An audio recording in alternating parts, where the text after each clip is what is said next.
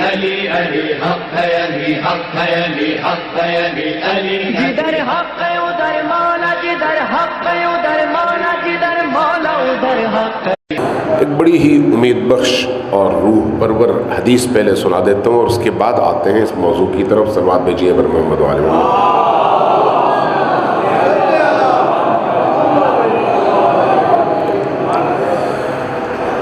رسول کریم صلی اللہ علیہ وآلہ وسلم سے یہ روایت منقول ہے ہماری بعض احادیث کی کتابوں میں، خصوصاً بحار الانوار میں۔ روایت غالباً امام صادق علیہ السلام کے ذریعے سے ہم تک پہنچی ہے۔ فرمایا کہ جب تم اپنے مرحومین کے ایصال ثواب کے لیے دعا کرنا چاہو تو ایک کام کرو۔ ہم عام طور پر نام لکھتے ہیں، خطیب کو یا اسٹیج سیکرٹری کو دیتے ہیں کہ ان کے لیے آپ مغفرت کی دعا منگوا دیں یا فاتحہ پڑھوا دیں، جو ہمارے اپنے عزیز اقارب ہوتے ہیں۔ اچھی بات ہے، بری بات نہیں ہے، لیکن حدیث دیکھیے حدیث کیا ہے۔ فرمایا کہ جب تم اپنے عزیزوں کے لیے اللہ کی بارگاہ سے مغفرت کی دعا مانگنا چاہو تو ایک کام کرو، 3 بار صلوات بھیجو اور اس کے بعد 3 بار آیت الکرسی پڑھو، اور 3 بار آیت الکرسی کے بعد دوبارہ 3 بار صلوات بھیجو۔ 9 چیزیں ہوئی، 3 بار صلوات، 3 بار آیت الکرسی اور 3 بار دوبارہ صلوات۔ حدیث میں یہ درمیان والا حصہ ہے، پہلے اور آخر والا حصہ امیر المؤمنین سے منقول ہے نہج البلاغہ میں۔ کس نیت سے؟ یہ نیت کر لو کہ حضرت آدم سے لے کر اب تک، مثلا آج فرض کریں 5 رمضان کی رات کا یہ پہر ہے، 8 بجے ہے، اس وقت تک جتنے بھی لوگ دنیا سے گزر چکے ہیں ان سب کو تم یہ ثواب ہدیہ کر رہے ہیں، ان تمام انسانوں کو جن کو تم جانتے بھی نہیں ہو، جن کا نہ تم نے نام سنا ہے، جن سے نہ تمہارا کوئی تعلق ہے، صرف یہ کہ وہ انسان ہیں، اللہ کی مخلوق ہیں، دنیا سے وہ لوگ گزر چکے ہیں، اب ان کو یاد کرنے والا کوئی نہیں ہے۔ اب ان میں تمہارے اپنے مرحومین بھی شامل ہیں، عزیز شامل ہیں، بھائی شامل ہیں، والدین شامل ہیں، باقی مرحومین شامل ہیں، وہ سب اس میں شامل ہیں۔ اگر تم یہ کام کرو گے اللہ کی بارگاہ میں، جب تمہارا یہ عمل پیش ہوگا تو اللہ فرشتوں سے ایک بات کرتا ہے۔ وہ کیا؟ دیکھو میرے اس بندے نے صرف اپنے رشتہ داروں کی بجائے تمام ان لوگوں کے ایصال ثواب کی نیت کی جن کو یہ جانتا بھی نہیں تھا، ان کے فائدے کا سوچا، تو اب ایک کام کرو۔ وہ کیا؟ فرشتوں کو حکم ہوگا کہ سب سے پہلے تو اس آیت الکرسی کا جتنا ثواب ہے وہ ان تمام مرحومین کو پہنچا دو جو دنیا سے گزر چکے ہیں اور اس پڑھنے والے کی نیت میں شامل ہیں۔ تقسیم نہیں ہوگا، جو ثواب ہے فرض کریں آیت الکرسی پڑھنے کا ثواب 100 ہے تو 100 کو تمام مرحومین میں تقسیم نہیں کیا جائے گا، بلکہ پورا ثواب سب کو عطا ہوگا۔ پہلا کام۔ نتیجہ جو آپ کے مرحوم کو ملنا تھا وہ اس کو ملا، لیکن آپ نے ایک تیر سے کئی شکار کھیلے، اس کو بھی مل گیا اور باقی تمام ان مخلوقات کو بھی اس کا فائدہ ہوگا۔ دوسرا، اللہ اپنے فرشتوں سے کہتا ہے کہ میرے فرشتوں، جب میرے اس بندے نے بندہ ہوتے ہوئے ان تمام مخلوقات کا خیال رکھا اور سب کو ایصال ثواب کیا تو کیوں نہ میں اس کو بھی اتنا ہی عطا کروں۔ پھر کیا ہوگا؟ حکم فرمائے گا کہ یہ جو آیت الکرسی اس نے پڑھی ہے، اس آیت الکرسی کے 3 دفعہ جب پڑھی ہے تو ہر حرف کے بدلے اللہ ایک فرشتہ خلق فرمائے گا۔ وہ فرشتہ تا قیام قیامت ہر روز اس انسان کے لیے جس نے یہ 3 بار آیت الکرسی پڑھ کر ایصال ثواب کیا ہے، یہ سارے فرشتے مل کر جو ان حروف کے بدلے میں خلق کیے گئے، یہ سب مل کر اس آیت الکرسی پڑھنے والے کی مغفرت کے لیے شب و روز اللہ کی بارگاہ میں دعا کرتے رہیں گے۔ آپ ذرا تصور کر سکتے ہیں کہ اللہ جب عطا کرتا ہے تو کس طرح سے عطا کرتا ہے۔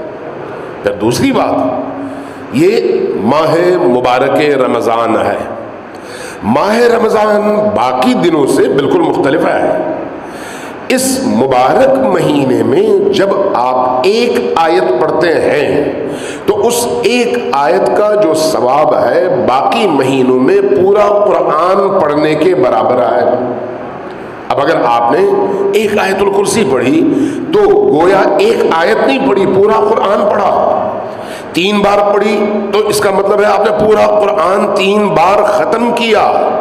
اگر آپ ایک نشست میں 2 منٹ کے اندر 3 بار آیت الکرسی پڑھ کر ایصال ثواب اس مہینے میں کرتے ہیں اور ان تمام مخلوقات کو کرتے ہیں تو نتیجتاً گویا آپ نے ہر مخلوق کو قرآن پورا پڑھ کر ایصال کیا ہے۔ اور اس کا ثواب کتنا ہو سکتا ہے ہم اپنے ان ناقص اذہان اور عقول کے ذریعے سے اس کی گہرائی تک پہنچ ہی نہیں سکتے۔ اللہ نے اتنی بڑی رحمت کا دروازہ اس مقدس اور مکرم مہینے میں اپنی مخلوقات پر کھولا ہوا ہے۔ اس لیے جب کبھی مرحومین کو یاد کریں، ابھی تو رمضان مبارک ہے، رمضان مبارک کے بعد بھی تو روش یہ رکھیں کہ صرف اپنے مرحومین کے لیے نہیں، سب کے لیے نیت کر کے سب کو ایصال کریں، آپ کے مرحوم کو بھی پورا پورا ملے گا اور باقی مرحومین کو بھی ملے گا، اور اللہ آپ کے اس وسعت ظرفی پر خوش ہوگا اور ہمارے ظرف کو اپنی رحمتوں سے بھر دے گا انشاءاللہ۔ صلوات بھیجیے محمد والے محمد۔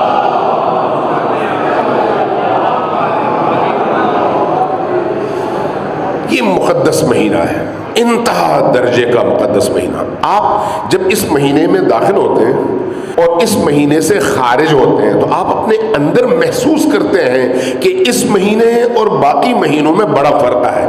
یہ مہینہ کچھ اور ہے، باقی مہینے کچھ اور ہیں۔ اس مہینے کے اندر جو خصوصیات اللہ نے رکھی ہوئی ہیں وہ 11 باقی مہینوں میں اس کا عشر عشیر بھی نہیں آئے۔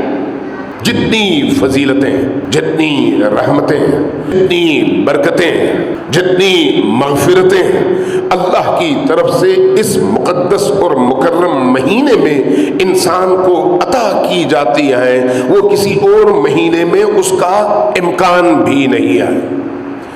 اس لیے نبی کریم اور ائمہ اہل البیت علیہ السلام نے اس مقدس مہینے کے لیے جو اہتمام کیا ہے وہ کسی اور مہینے میں نظر نہیں آتا۔ آپ خود بھی محسوس کرتے ہیں، صبح سے شام تک بھوکے رہتے ہیں، لیکن جب آپ افطار کر رہے ہوتے ہیں تو اس بھوک کی لذت بھی آپ کے اندر موجود ہوتی ہے۔ اس بھوک کی لذت، یہ بھوک تکلیف دہ نہیں ہے، لذیذ ہے۔ وہ پیاس تکلیف دہ نہیں ہے، لذیذ ہے۔ پیاس ہے، بھوک ہے، لیکن لذیذ ہے۔ کیوں؟ اطاعت خدا میں ہے، اللہ کی بندگی میں ہے، اللہ کی رضا کی راہ میں ہے، لہذا آپ کا دل مطمئن، آپ کی روح نورانی، آپ کی سوچ نورانی۔ کیوں؟ لمحات، لحظات، وہ سیکنڈز، وہ منٹس، وہ اوقات، وہ دن، وہ راتیں، وہ ہفتے، وہ پورا مہینہ، سارے کا سارا پل پل رحمت خدا کے بندے خدا تک پہنچنے کا ذریعہ ہے، چھوٹی بات نہیں ہے۔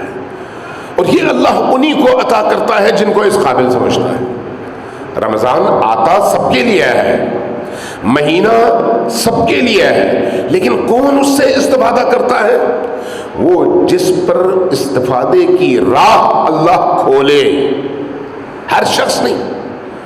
اسی طرح جس طرح سے اہل البیت علیہ السلام کی مودت، عشق، محبت اور ان کی ولایت عام ہے سب کے لیے، لیکن کون اس لذت سے آشنا ہوتا ہے جس کا دل پاک ہوتا ہے؟ جس کے دل میں نجاست ہو وہ ان لذتوں سے، ولایت کی لذت سے، عشق کی لذت سے، محبت کی لذت سے، مودت کی لذت سے آشنا نہیں ہو پاتا۔ اس پرندے کی طرح سے بطخ، مرغابی آپ کے سامنے ہے، پانی میں ڈبکی لگاتا ہے مرغابی اور نکل آتا ہے، لیکن آپ اس کے پر کو ہاتھ لگائیں گیلا نہیں ہوتا، سوکھا ہی رہتا ہے۔ اسی طرح جس پر اس ان ہستیوں کے یعنی محمد ہو آل محمد کی مودت و ولایت و محبت ہو، ان کے قرب اور ان کے عشق کے دروازے بند ہیں، وہ صبح سے شام تک سجدے کرتے رہیں، نمازیں پڑھتے رہیں، وہ اسی طرح سے نکل جائیں گے جس طرح سے مرغابی پانی سے نکلتے ہوئے تر ہوئے بغیر نکلتا ہے۔ جبکہ جس شخص کے دل کے لیے دروازے اللہ کھول دیتا ہے وہ نبی اور آل نبی کی مودت کو بھی اسی طرح سے لذت کے ذریعے سے محسوس کرتا ہے، اور ان لمحات میں اللہ کی عبودیت کو بھی اسی طرح سے محسوس کرتا ہے، اور اپنی روح میں اس تازگی اور لذت کو فیل کر رہا ہوتا ہے۔ علی علی حق ہے، علی حق ہے، علی حق ہے، علی علی جدھر حق ہے ادھر مولا، جدھر حق ہے ادھر مولا، جدھر مولا ادھر